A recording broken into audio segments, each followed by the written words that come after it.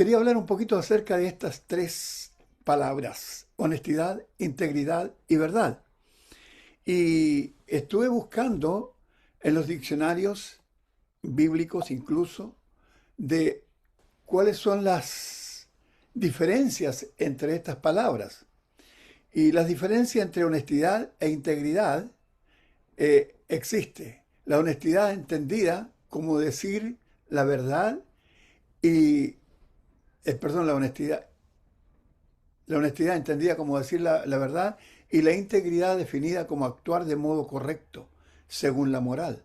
Son términos que pueden vincularse, pero que no podemos utilizar como sinónimo. Son dos cosas un poco distintas, ¿ya? Ahora, ¿qué es la honestidad? Según los diccionarios y también los diccionarios bíblicos, dice que la honestidad se refiere a ser veraz y sincero en las palabras y actos públicos, algo de lo que no hay duda, veraz y auténtico, recto, son los sinónimos que le da. Es actuar con justicia y sin fraude, digno, respetable, venerable, sobrio. Así se define la palabra honestidad, ¿ya? Eh, ¿Qué es la integridad? La integridad es la cualidad de actuar con rectitud, con honestidad y coherencia, alineando pensamientos, palabras y acciones con valores éticos sólidos, incluso bajo presión o sin supervisión. Implica ser firmes en lo correcto, asumir consecuencias y respetar la dignidad personal y ajena. Proviene del latín integritas, significando estar completos. Eso es lo que definen y lo que he logrado captar de los diccionarios, tanto de la Real Academia de la Lengua, ¿ya?, como de los diccionarios bíblicos, ¿ya? Ahora bien, entre las cosas que Dios demanda del ser humano están los pensamientos y sus acciones. En ellos incluye la honestidad y la integridad, que son base para una vida de santidad, la incorruptibilidad, la pureza de doctrina. Yo quiero leer un poquito este texto que tenemos aquí en el Salmo 24, que dice, voy a leer desde el versículo 1. Dice así: de Jehová es la tierra y su plenitud, el mundo y los que en él habitan, porque él la fundó sobre los mares y la afirmó sobre los ríos. ¿Quién subirá al monte de Jehová? ¿Y quién estará en su lugar santo? El limpio de manos y puro de corazón, el que no ha elevado su alma a cosas vanas, ni jurado con engaño. Él recibirá bendición de Jehová y justicia del Dios de salvación. Este texto me da a mí la idea de cómo uno tiene que entrar, o que, si quiere entrar, cómo puede entrar en la presencia de Dios. Cuando dice, ¿quién subirá al monte de Jehová, al trono de Dios? ¿Y quién estará en su lugar santo, en la presencia misma de Dios? Bueno, aquí está la respuesta. ¿Cuál? El limpio de manos y puro de corazón, levantando manos santas sin ira ni contienda, se dice también en las cartas de Pablo. El que no ha elevado su alma a cosas vanas, ni jurado con engaño. Ese es el que va a entrar en la presencia de Dios. Él recibirá bendición de Jehová y justicia del Dios de salvación. Y otro texto que se me vino a la mente, que está aquí, que antes lo estaba mirando, que era el texto de Mateo capítulo 5, y en el verso 8, que ustedes lo pueden ver, que lo tengo anotado allí, donde dice lo siguiente: bienaventurados los de limpio corazón, porque ellos verán a Dios. Estas son las condiciones, ¿ya?, para poder llegar a la presencia de Dios. Todos los que estamos, creo que todos los que estamos en la plataforma en este momento, estamos en espera de eso, de que el día que partamos de esta tierra, ya podamos llegar a la presencia de Dios y ser bien recibidos por Dios. No solamente para que Dios dicte una sentencia del día del juicio y pueda decir culpable o inocente, sino queremos ser bien recibidos por Dios porque hemos hecho las cosas como Dios manda. Hemos actuado con honestidad, hemos sido íntegros en el actuar y hemos actuado conforme a la verdad, ¿ya? Entonces, es algo que debemos considerar y tomar en cuenta todos los cristianos. Primera de Pedro, capítulo 1, versos 13 y 14, dice, por tanto, ceñid los lomos de vuestro entendimiento, sed sobrios y esperad por completo en la gracia que se os traerá cuando Jesucristo sea manifestado. Como hijos obedientes, no os conforméis a los deseos que antes teníais estando en vuestra ignorancia. Cuando vivíamos en la ignorancia de lo que es la palabra de Dios, de lo que son los planes de Dios para los hombres, de lo que es la voluntad de Dios y de lo que es la santidad de Dios, entonces teníamos una vida distinta, una vida diferente, más pegada a lo que el mundo dictamina como algo bueno, regular o malo, pero que es lo que se hace generalmente. Entonces, dice, como hijos obedientes no os conforméis a los deseos que para nosotros hoy día, antes de ser cristianos, teníamos, estando en un estado de ignorancia, de desconocimiento de la voluntad de Dios. Con esto España. Dice, primera de Pedro 1, 15, 16, dice, sino como aquel que os llamó es santo, sed también vosotros santos en toda vuestra manera de vivir, porque escrito está, sed santos porque yo soy santo. Entonces, el requerimiento para poder entrar en la presencia de Dios, para poder tener la comunión eterna con Dios, que es a la que nosotros aspiramos, es que seamos santos. ¿Por qué? Porque vamos a unirnos al ser santo, que es Dios. Y en esta vida de santidad tiene que ser en esta tierra y en toda nuestra forma de vivir. Por eso hablábamos, más tarde vamos a explicar acerca del texto del 4.8. En esto pensad, dice el apóstol Pablo. ¿Ya? Entonces, para poder tener una vida de acuerdo a la voluntad de Dios, para poder tener una comunión con Dios, no solamente ahora, a través de las oraciones, de nuestros actos y todas aquellas cosas, y sino también en la eternidad, en la presencia de Dios, tenemos que hacer esto. Es esencial, es necesario. Ni siquiera es importante hacer esto. No es más importante, es necesario. Y necesario es lo que hace falta para vivir.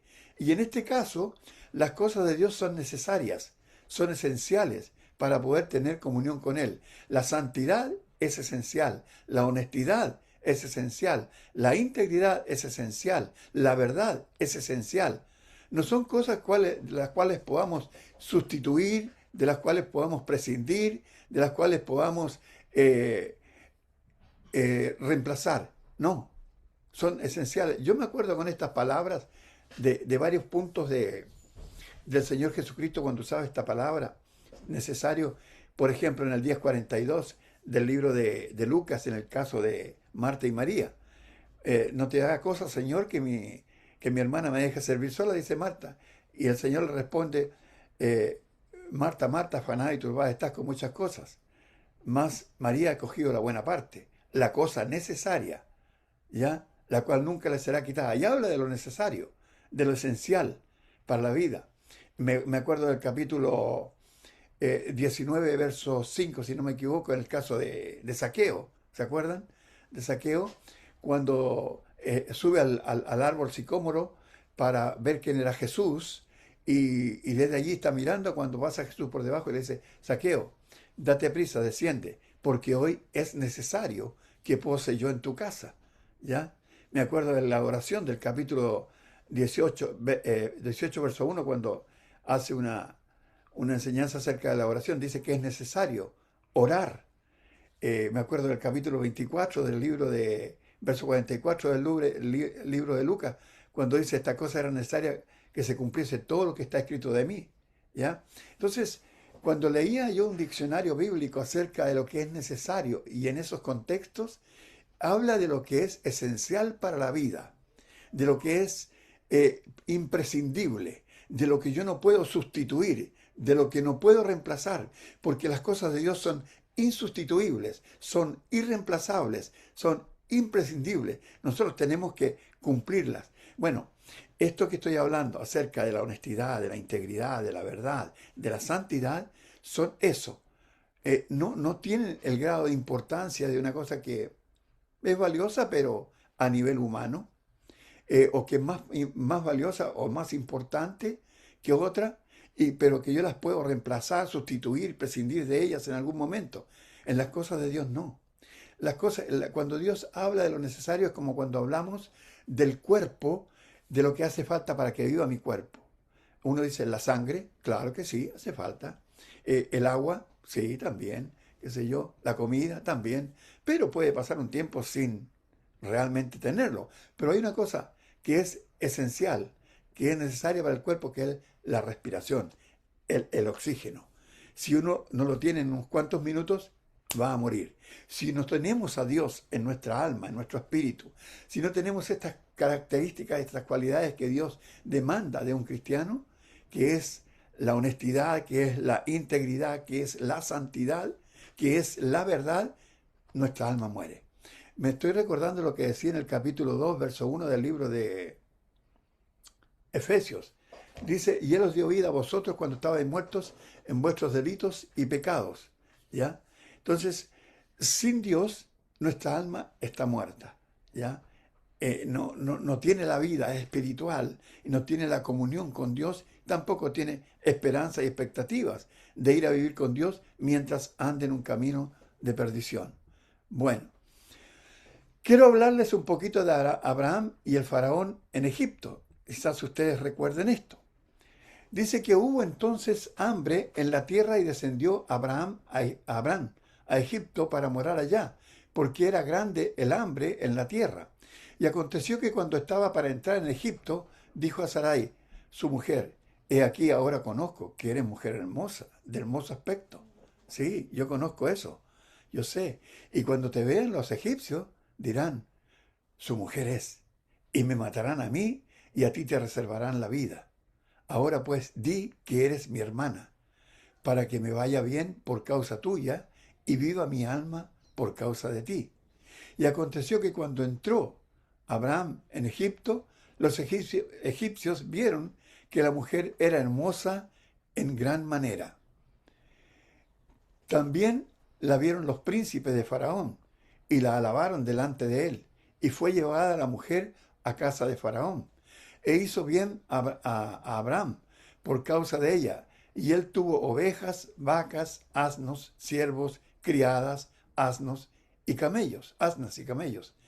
Mas Jehová hirió a Faraón y a su casa con grandes plagas por causa de Sarai, mujer de Abraham. Entonces Faraón llamó a Abraham y le dijo, ¿qué es esto que has hecho conmigo? ¿Por qué no me declaraste que era tu mujer? ¿Por qué dijiste, es mi hermana, poniéndome en ocasión de tomarla para mí por mujer? Ahora pues, he aquí tu mujer, tómala y vete. Entonces Faraón dio orden a su gente acerca de Abraham y le acompañaron y a su mujer con todo lo que tenía. Ahora, yo creo que todos ustedes conocen la historia de Abraham. Un hombre que vivía en un pueblo rodeado de gente idólatra, ¿verdad? Su familia. Entonces, Dios le habla a él directamente y lo llama y le hace varias promesas. Le dice, mira, vete de tu tierra, de tu parentela, a la tierra que yo te mostraré. Y él hace eso y toma su gente, sus animales y se va, confiando en Dios, en la palabra de Dios. El Señor le dice, haré de ti una nación grande, y él cree también aquello. Luego también le dice el Señor, ofréceme tu hijo en el altar. Y él también cree. Entonces era un hombre de fe, que confiaba en Dios, como puede ser usted, como puedo ser yo hoy día, ¿ya? Pero este hombre que creyó en lo increíble, porque tenía 100 años y no tenía hijos, su señora 90 años, ¿ya? Eh, Porque Dios lo manda a ofrecer su hijo en el altar ahí para sacrificarlo y él lo va a hacer. Entonces, eh, era algo como, digo yo, como irracional, algo como, digamos, increíble, pero él creyó, confió en la palabra de Dios, creía en ese Dios. Pero en ciertos momentos también se debilitó su fe. ¿Por qué? Porque no tuvo la confianza en Dios como para poner su vida en las manos de Él en el momento en que tuvo que enfrentarse a, al faraón en Egipto. Pero eso no fue todo, no fue todo. Hay otras historias que se ve con Abraham y Abimelech. En Génesis 20, 1 y 2 dice, de allí partió Abraham a la tierra del Negev y acampó entre Cades y Sur y habitó como forastero en Gerar. Y dijo Abraham de Sara su mujer, es mi hermana. Y Abimelech, rey de Gerar, envió y tomó a Sara. Pero Dios vino a Abimelech en sueños de noche, y le dijo, he aquí, muerto eres a causa de la mujer que has tomado, la cual es casada con marido. Mas Abimelech no se había llegado a ella, y dijo, Señor, ¿matarás también al inocente? ¿No me dijo él, mi hermana es? Y ella también dijo, ¿es mi hermano? Con sencillez de mi corazón y con limpieza de mis manos he hecho esto. Y le dijo Dios en sueños, yo también sé que con integridad de tu corazón has hecho esto. Y yo también te detuve de pecar contra mí y así no te permití que la tocases. Y este hombre que era el rey, actuó con integridad, no solamente con honestidad, sabiendo lo que era malo y lo incorrecto, sino también aplicándolo a su vida.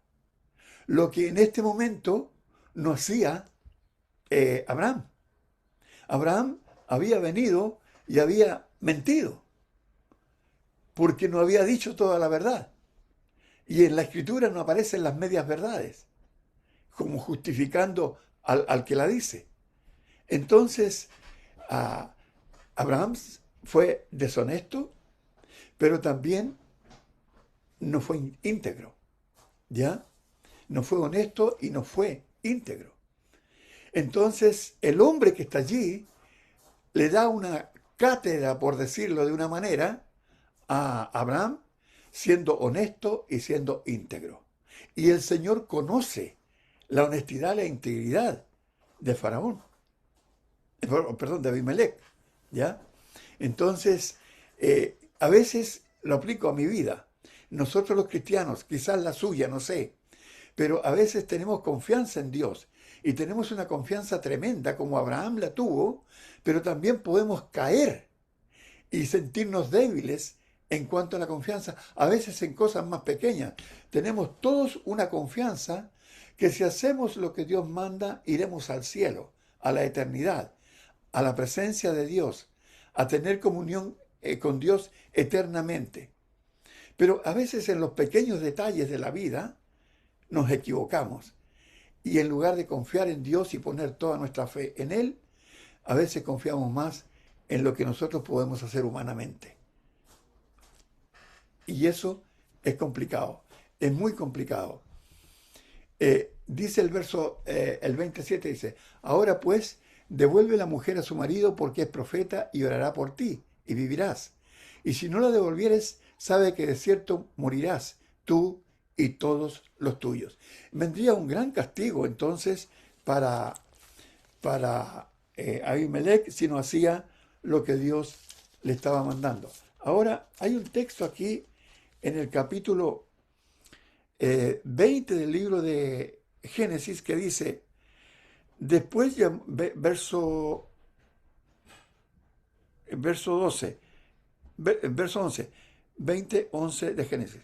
Y Abraham respondió, porque dije para mí, ciertamente no hay temor de Dios en este lugar y me matarán por causa de mi mujer.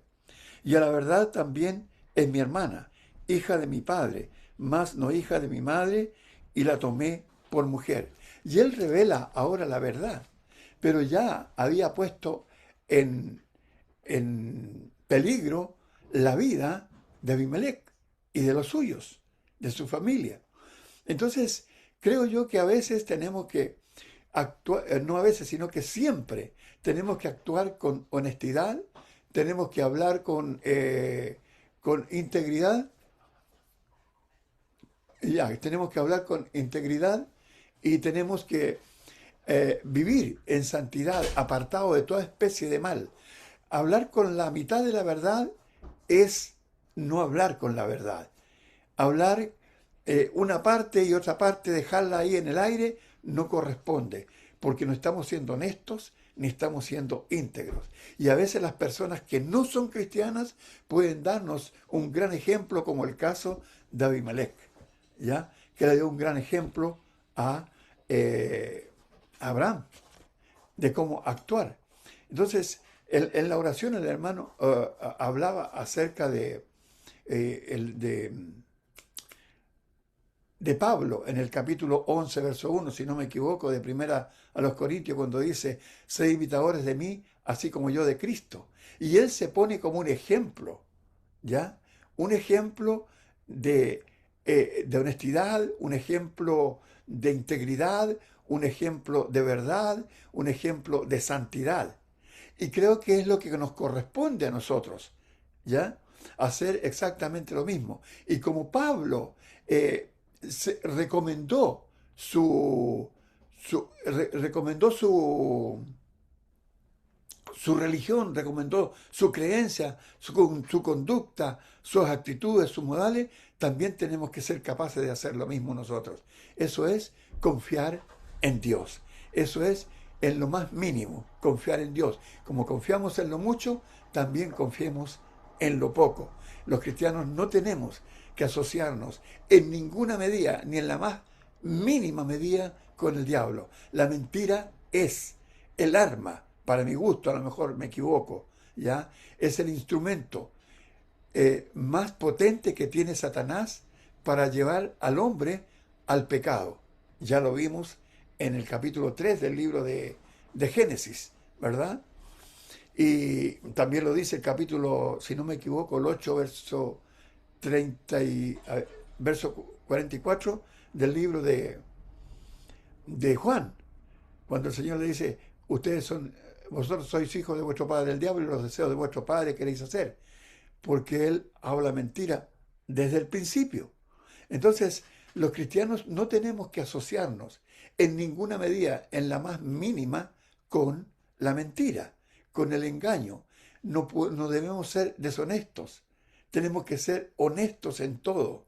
Tenemos que ser íntegros en todo. Tenemos que ser santos en todo. Cuando el Señor dice, leímos en la anteprimera de Pedro 1, cuando dice, sed santos en toda vuestra manera de vivir, en todo, no en algunas cosas. Y aquí Abraham, siendo un hombre de fe, siendo llamado el padre de la fe en el capítulo 11 del libro de Hebreos, ha cometido un error, ha cometido un pecado, se ha equivocado. Y algunas personas me decían, pero es que Dios nunca le dijo que no. Sí, se lo dijo que no. Le dijo que estaba equivocado. Le dijo que no estaba correcto. ¿Cómo se lo dijo? Si no aparece en el texto, ¿sí? A través de Abimelech. Se lo dijo. Le llamó la atención a través de Abimelech.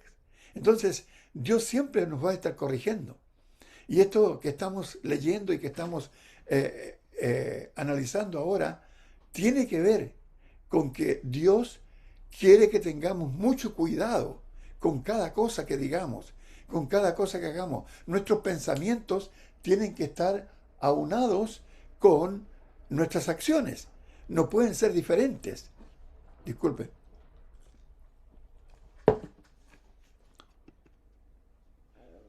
Dice Génesis 20, 11, eso ya lo dije, ah, ya lo pasé, dice, Abraham respondió, porque dije para mí ciertamente no hay temor de Dios en este lugar y me matarán por causa de mi mujer. Y a la verdad también es mi hermana, hija de mi padre, mas no hija de mi madre, y la tomé por mujer. Eran las dos cosas, pero dijo una sola, ¿ya? y eso no corresponde. En Tito 2:6 al 8 dice lo siguiente: exhorta a sí mismo a los jóvenes a que sean prudentes, presentándote tú en todo como ejemplo de buenas obras, en la enseñanza mostrando integridad, seriedad, palabra sana e irreprochable, de modo que el adversario se avergüence y no tenga nada malo que decir de vosotros. Qué interesante lo que está diciendo aquí, en esto, en el Nuevo Testamento. Hemos visto un ejemplo del Antiguo Testamento. Veamos ahora, dice, exhorta a sí mismo a los jóvenes a que sean prudentes, ¿ya? A que haya cautela en todas las cosas que digan y hagan. Presentándote tú, dice, tú tienes que presentarte en todo como ejemplo de buenas obras. Nosotros tenemos que ser y presentarnos como ejemplo delante del mundo de buenas obras. Nosotros, los cristianos, de toda la gente, no solamente de otros cristianos, sino de la sociedad en que vivimos, ¿ya? Y dice, como ejemplo de buenas obras, en la enseñanza mostrando integridad, o sea, en cuanto a la doctrina, que sea completa y que sea aplicada por nosotros en nuestra vida, que haya seriedad, que haya respeto por las cosas de Dios. Entonces, es algo que me llamaba la atención cuando decía integridad y la diferencia entre honestidad e integridad. Tenemos que tener las dos cosas, ¿ya? Dice, porque el cristiano debe ser un ejemplo, un buen ejemplo, como Pablo lo decía, ya leímos el 11:1. Y me estoy acordando del capítulo 5 del libro de Efesios, verso 1. Dice que debemos ser imitadores de Dios como hijos amados, imitadores de Dios como hijos amados. Y cuando el texto de, de Pedro 1:15-16 dice que debemos ser santos en toda nuestra manera de vivir, ser santos, dice, porque yo soy santo, entonces debemos imitar a Dios en la santidad. Y debemos ser íntegros, debemos ser honestos, debemos ser santos y caminar siempre con la verdad, con la frente en alto, como cristianos, para dar ejemplo, pero buenos ejemplos, no malos ejemplos. Entonces es algo propio de cada cristiano. Dice palabra sana e irreprochable, de modo que el adversario se avergüence. Cuando alguien a veces dice cosas de un hijo respecto a la conducta de un niño, hace unos días estaba en un supermercado aquí en Chile, donde vivo, y había un niño que tendría unos 4 años, 5 años, una cosa así. Y se tiró al suelo y gritaba y pataleaba y tiraba las manos y lloraba y hacía un escándalo, ¿ya? Y el papá al lado. Ya, mijito, ya, pero espérate, calmado, tranquilo, así. Y el niño hacía lo que quería. La gente que miraba decía, ese es el papá que tiene. Imagínense, ¿qué clase de papá tendrá? Está imitando lo que el papá hace. Cuando la gente ve que los cristianos somos íntegros, somos honestos, somos apartados del mal, de todo pecado, como dice la palabra santo. Santo es un separado, un apartado, un consagrado, un dedicado, en este caso para Dios. Y la gente ve que actuamos con la verdad siempre, aplicándola no solamente a los demás, sino también a nuestra vida. Entonces dice, ajá, ese es Dios. Este hombre es un cristiano. Esta mujer es una cristiana.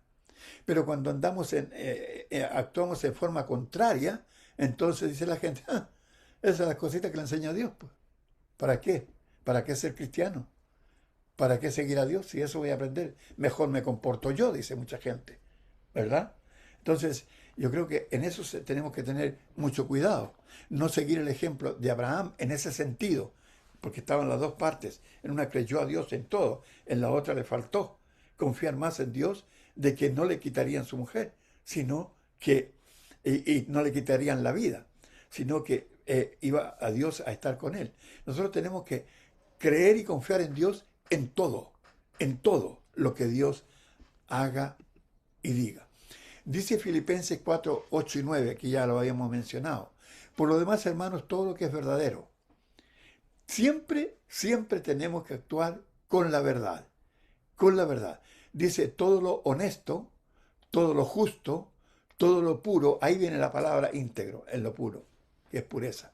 Todo lo amable, todo lo que es de buen nombre, si hay virtud alguna, si algo digno de alabanza, en esto pensad. La mente es la que transmite todas las cosas que el cuerpo va desarrollando, va haciendo diariamente. Cuando eh, el hermano Juan me llamó, me escribió, me invitó, entonces yo dije que sí, y entonces me empecé a preparar para estar aquí. Estaba una hora antes porque me había equivocado el horario, ¿ya? Pero estaba aquí preparándome y para estudiar y compartir con ustedes esta palabra del Señor, ¿ya? Entonces, mi mente estaba preocupada de eso, ¿ya? Hay tres cosas y tres verbos que yo pienso que el hombre tiene que hacer. Pensar, ¿ya? Eh, perdón, oír, creer y obedecer lo que Dios manda. Oír, creer y obedecer lo que Dios manda. Eso tiene que ver con pensar, con hacer, con actuar, conforme a lo que Dios decide. Entonces, los cristianos tenemos que llenarnos de toda esta gama de cosas positivas, de cosas dignas, de aplicarlas a nuestra vida. Todo lo honesto, no una parte de honestidad. Todo lo justo, no una parte de la justicia. Todo lo puro, no una parte de la pureza. Todo lo amable, no una parte de la amabilidad. Todo lo que es de buen nombre. Dice, todo. Y si hay virtud alguna, cualquier cosa, si algo digno de alabanza, de encomio, en esto pensad. Porque la mente lleva a que uno actúe conforme a lo que tiene en su mente. Me estoy acordando de un texto que hay aquí en el libro de Mateo, en el capítulo 12, ya que estoy hablando de eso, ¿ya? 12, en el versículo... A ver, aquí está. Dice, el hombre, 12:35, el hombre bueno del buen tesoro del corazón saca buenas cosas, y el hombre malo del mal tesoro saca malas cosas.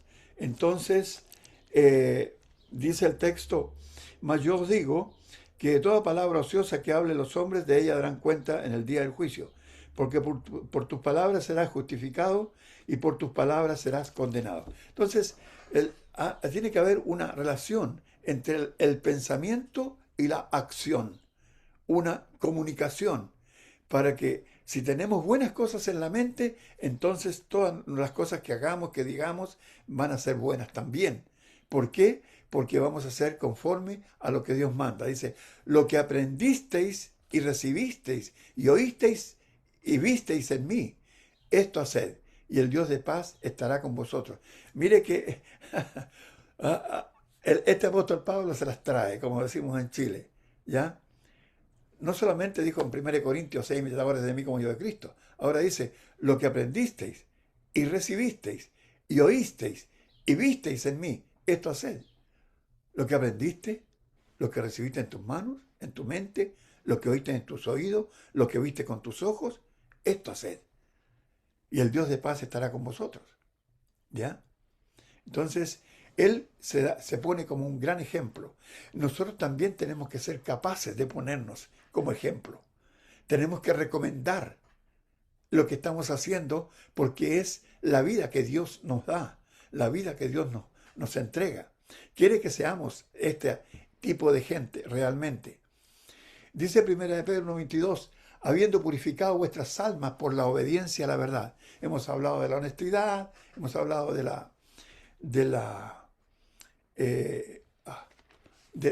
todo lo que es necesario como pureza, ¿ya? Pero vamos a hablar un poquito acerca de la obediencia a la verdad. Purificamos nuestras almas por la obediencia a la verdad, ¿ya? Por ser íntegros, por ser eh, personas que actuamos conforme a la voluntad de Dios. Dice, mediante el Espíritu por el amor fraternal no fingido, amados unos a otros entrañablemente de corazón puro. El amor tiene que ser pureza, ¿ya? Dice, por la obediencia a la verdad. ¿Qué es lo que hace la verdad en nuestros corazones? Purifica nuestras almas. Purifica nuestras almas. Eso es esencial. Entender que debemos marchar con la bandera de la verdad al frente, con la bandera de Cristo, porque Cristo es la verdad. Dice otro texto, dice Juan 17:17, cuando el Señor ora por los discípulos, dice, santifícalos en tu verdad. Tu palabra es verdad. La palabra de Dios, cuando usted la aplica, cuando yo la aplico a mi vida, me santifica, me aparta, me separa del mundo de pecado y me pone en un mundo de santidad como Dios manda. Como Dios manda. La verdad hace eso. La verdad me purifica. La verdad me santifica. Dice Juan 8:31-32. Dijo entonces Jesús a los judíos que habían creído en él: si vosotros permanecierais en mi palabra, seréis verdaderamente mis discípulos. Los verdaderos discípulos son los que permanecen, los que obedecen en la verdad. Dice, y conoceréis la verdad y la verdad os hará libres. ¿De qué vamos a ser libres? Dijeron los judíos más abajo en el 34. ¿Qué vamos a ser libres? Jamás hemos sido esclavos de nadie. Tenían una mala memoria tremenda, históricamente. ¿Ya? Habían sido esclavos de los egipcios, de los babilonios, de los medo-persas, de los griegos, en fin, de los romanos, en fin, de todo el mundo. ¿Ya? Pero no lo reconocían. Y el Señor le dice, y conoceréis la verdad y la verdad os hará libre. ¿De qué? Ellos no estaban esclavos ahora, físicamente, pero es que eran esclavos del pecado. Todo aquel que hace pecado, esclavo es del pecado, le dice el Señor. Y ustedes están esclavos del pecado. Entonces, nosotros los cristianos tenemos que entender estas cosas. Honestidad, ¿ya? Integridad, santidad, verdad, son elementos que están juntos y que tienen que juntarse y unirse en nuestra vida para ser como Cristo quiere que nosotros seamos, para ser como Cristo, ¿ya? Para seguir un buen ejemplo como el de Pablo, ¿ya? Y siendo nosotros cristianos, muchas veces podemos cometer errores como un hombre de fe, como Abraham cometió errores también. Nosotros, para evitar eso, tenemos que permanecer fieles al Señor en todo. Dice Gálatas 2:20, con Cristo estoy juntamente crucificado y ya no vivo yo, mas vivo Cristo en mí. Y lo que ahora vivo en la carne, lo vivo en la fe del Hijo de Dios, el cual me amó y se entregó a sí mismo por mí. ¿Cristo vive en mí? Es lo que yo me he preguntado, verdaderamente. Si Cristo vive en mí, entonces actúo con honestidad, actúo como Dios manda, como Dios quiere, como actúo de acuerdo a la fe, actúo de acuerdo a la verdad, actúo de acuerdo a la santidad, soy íntegro en lo que estoy haciendo, no solamente lo estoy predicando, sino que lo estoy aplicando a mi vida. Esa es la integridad, aplicar a mi vida lo que Cristo manda. Y de ahí yo ser un ejemplo para los demás, para los que me rodean, empezando por mi casa, comenzando por mi casa, porque nadie conoce más a uno que los que están en su casa, en su familia. Entonces son cosas que yo creo que debemos considerar. La verdad es un elemento esencial. Por eso me pregunto, ¿Cristo vive en mí? ¿Realmente estoy haciendo como Cristo hace? Pablo creo que tenía la facultad de decir, Cristo vive en mí. Y yo ya no vivo, más vive Cristo en mí. Y lo que ahora vivo en la carne, lo vivo en la fe del Hijo de Dios, el cual me amó y se entregó a sí mismo por mí. Entonces son cosas que debemos considerar. Vamos a ir terminando. La honestidad y la integridad son valores que deben rondar y ser parte de nuestros pensamientos y práctica de vida. El cristiano es llamado a ser honesto e íntegro, a actuar en santidad y conforme a la verdad en su forma de vida para agradar a Dios y a los hombres. De eso es algo que no debemos desprendernos. No debemos imitar la media verdad de Abraham, porque eso es desconfiar en la verdad total y en Dios. Según de Corintios 13:8 dice, porque nada podemos contra la verdad, sino por la verdad. Hace muchos años, aquí en Chile, había letreros muy grandes en las carreteras con un comercial, una señal comercial de la petrolera Shell, ¿ya? Y decía, solo Shell supera a Shell, para llamar a la gente a comprar los productos de ellos. Me acordé de ese texto cuando leía 1 Corintios 13:8, porque nada podemos contra la verdad, sino por la verdad. Solo la verdad supera a la verdad. Es algo que tenemos que considerar. Conclusión, la honestidad, la integridad y la verdad, junto a la santidad, son esenciales para demostrar que Cristo vive en mí y que mis pensamientos están, como dice el capítulo 4, verso 8 del libro de Filipenses, pegados a todo lo bueno, todo lo honesto, todo lo puro, todo lo digno de alabanza. Eso, hermanos, por hoy día. Muchas gracias por su atención. Que Dios les bendiga.